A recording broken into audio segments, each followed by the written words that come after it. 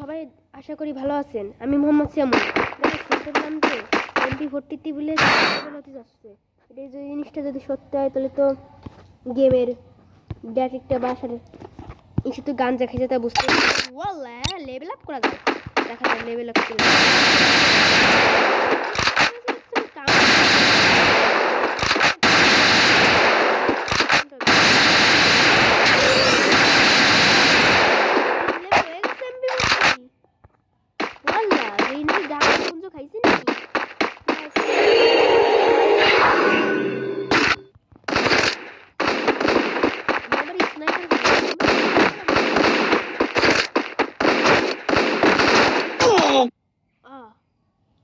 hacker guys hacker